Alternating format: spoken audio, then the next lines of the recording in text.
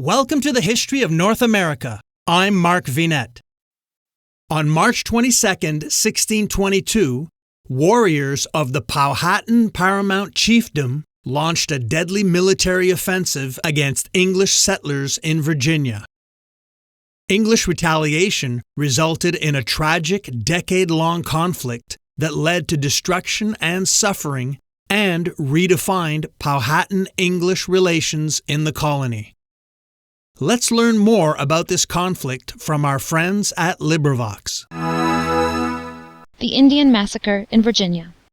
Friday, the 22nd of March of the year 1622, dawned brightly over a peaceful domain in Virginia.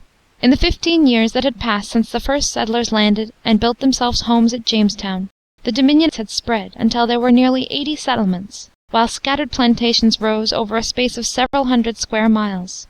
Powhatan, the Indian Emperor as he was called, had long shown himself a friend of the whites, and friendly relations grew up between the newcomers and the old owners of the soil that continued unbroken for years. Everywhere peace and tranquillity now prevailed.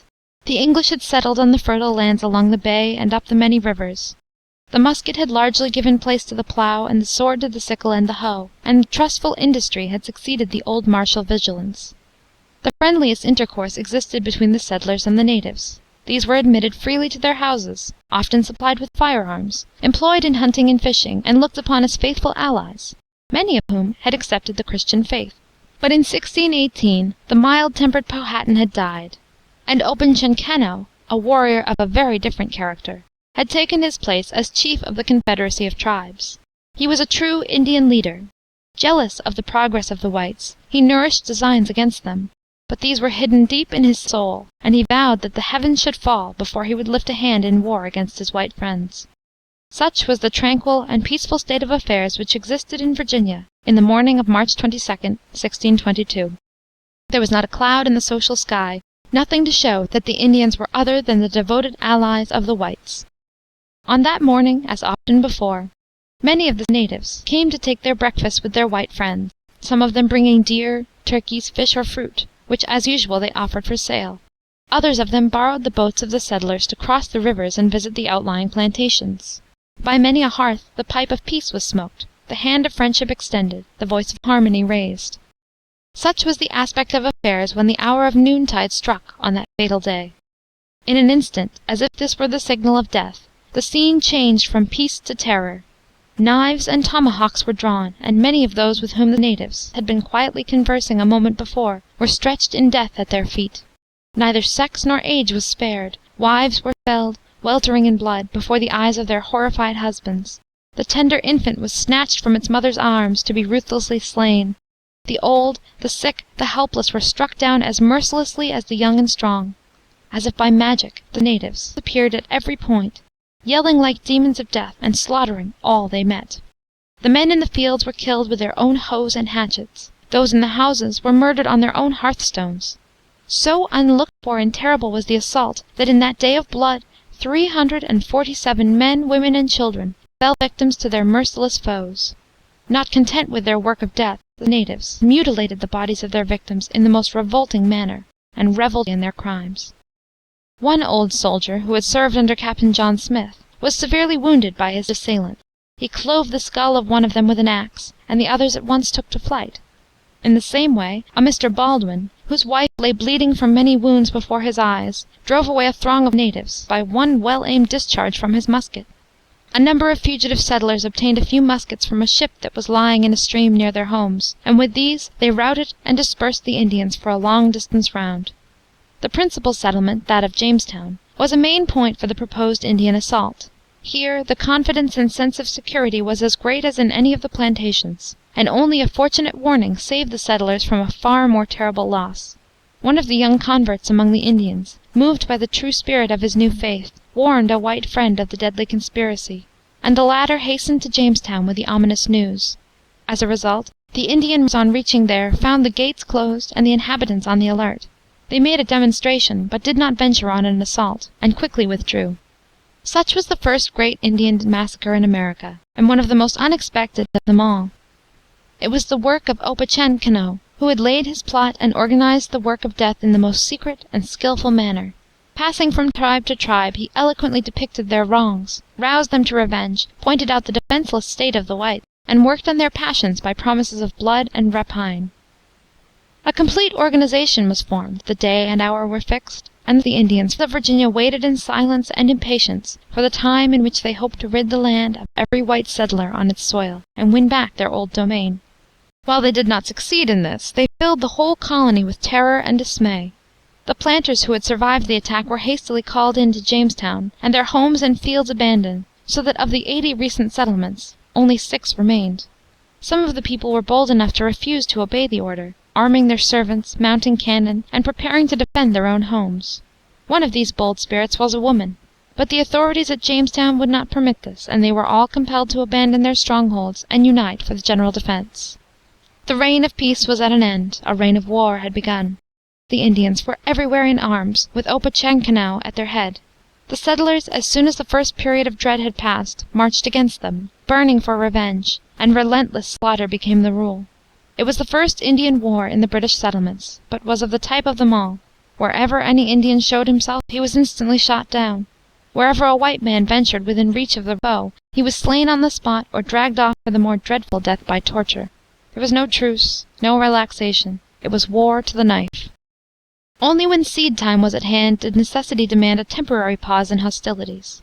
The English now showed that they could be as treacherous and lacking in honor as their enemy.